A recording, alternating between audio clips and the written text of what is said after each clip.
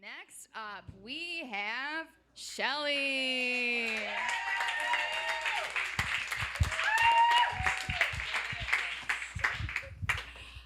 So, at the end of 2017, I found myself really needing time for reflection. So, I started something called 365 Days of Shelli. It was my year of Shellibacy. And don't worry, it had a theme song. So at the beginning, or actually the end of 2017, I found myself in a pretty bad relationship. Like, pretty much toxic is the way that the game goes. And what was really interesting about this relationship is that I was validating so much of who I was through this person, and they weren't validating me back. And so when I came to the point of being at the end of it, not being happy, being frustrated, that's when I saw that actually literally walked in a bar and saw them making out with someone else. This opportunity to say, like, hey, something is wrong. So, New Year's Eve, 365 days began. And so I had three main rules: no sex, no alcohol, and to get a therapist.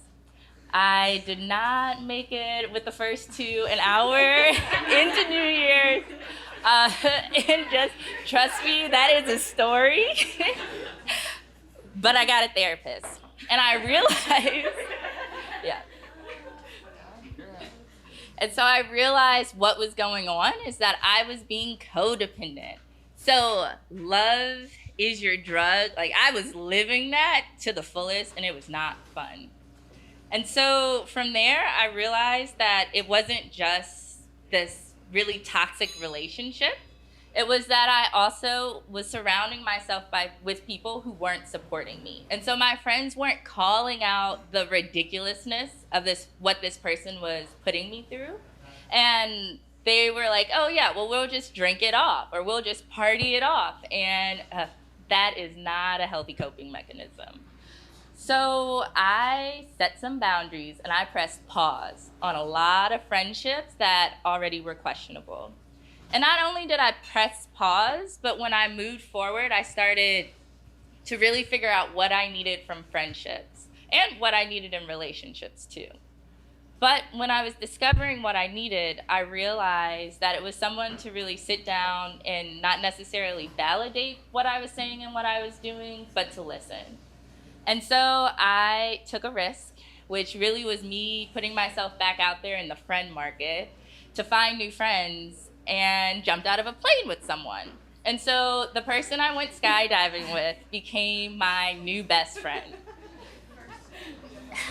And we sat together every single day of the first couple of months of 365 Days of Shelli and talked through everything. And what was interesting about this experience is that when we sat down, I had to then prove, this is who I am.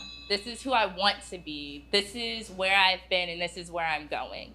And it didn't really matter those other people in my life, whether good or bad, because every single moment of that, all of those meals, was focusing on the really good food and who I was internally and pushing that out.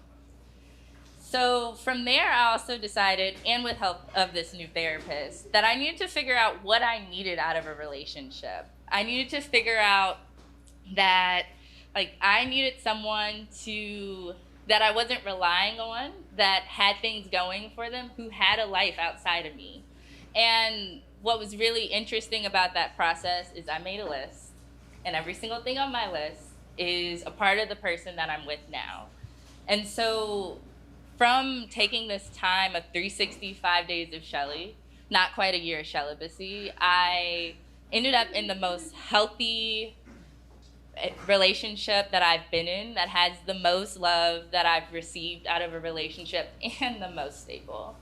And so I've realized through both of these things that I needed boundaries. I needed boundaries in my friendships, and I needed boundaries in my relationships, and moving forward, that really helped me through all 365 days of Shelli.